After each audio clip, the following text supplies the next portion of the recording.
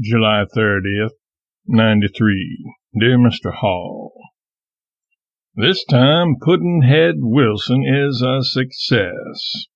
Even Mrs. Clemens, the most difficult of critics, confesses it, and without reserves or qualifications. Formerly, she would not consent that it be published either before or after my death. I have pulled the twins apart and made two individuals of them. I have sunk them out of sight. They are mere flitting shadows now, and of no importance.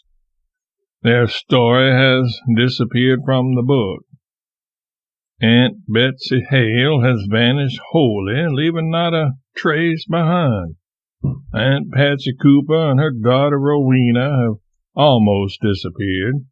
They scarcely walk across the stage. The whole story is centered on the murder and the trial. From the first chapter, the movement is straight ahead without divergence or side play to the murder and the trial. Everything that is done or said or that happens is a preparation for those events. Therefore, three people stand up high from beginning to end, and only three: Pudd'nhead, Tom Driscoll, and his nigger mother, Roxana. None of the others are important or get in the way of the story or require the reader's attention.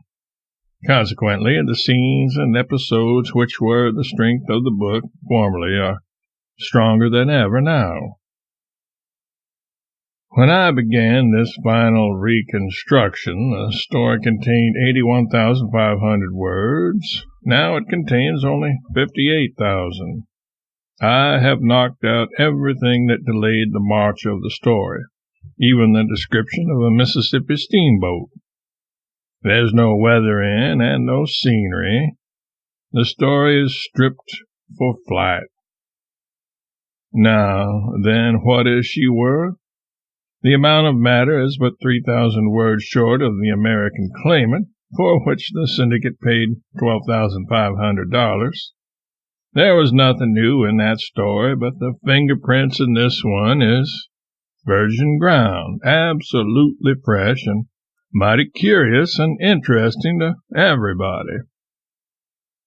I don't want any more syndicating, nothing short of $20,000 anyway, and that I can't get. But won't you see how much the Cosmopolitan will stand? Do your best for me, for I do not sleep these nights for visions of the poorhouse. This in spite of the hopeful tone of yours of 11th Langdon, just received, for in me hope is very nearly expiring. Everything does look so blue, so dismally blue. By and by I shall take up the Rhone open boat voyage again, but not now. We are going to be moving around too much. I have torn up some of it, but still have 15,000 words that Mrs. Clemens approves of, and that I like. I may go at it in Paris again next winter, but not unless I know I can write it to suit me. Otherwise, I shall tackle Adam once more and do him in a kind of a friendly and respectful way that will commend him to the Sunday schools. I've been thinking out his first life days today and framing his childish and ignorant impressions and opinions for him. We'll ship Pudd'nhead in a few days. When you get it, cable. Mark Twain,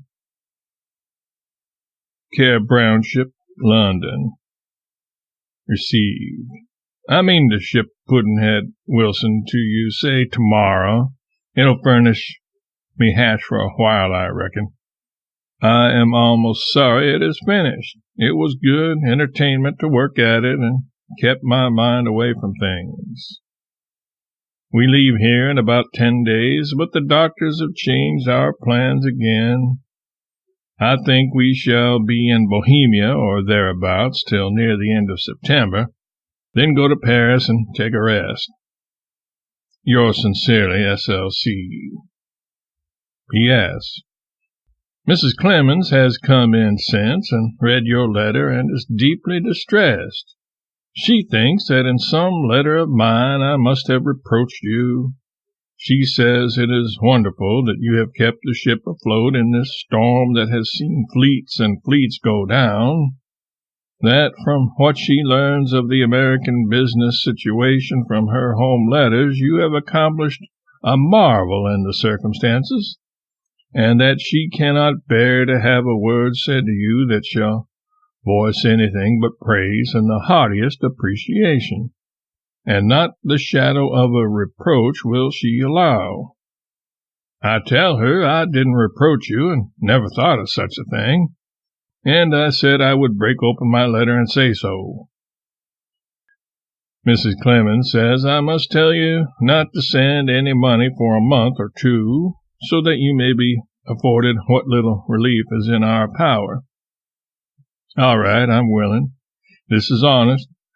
But I wish Brer Chatto would send along his little yearly contribution. I dropped him a line about another matter a week ago, asked him to subscribe for the daily news for me. You see, I wanted to remind him in a covert way that it was pay-up time. But doubtless I directed the letter to you or someone else, for I don't hear from him and don't get any daily news either.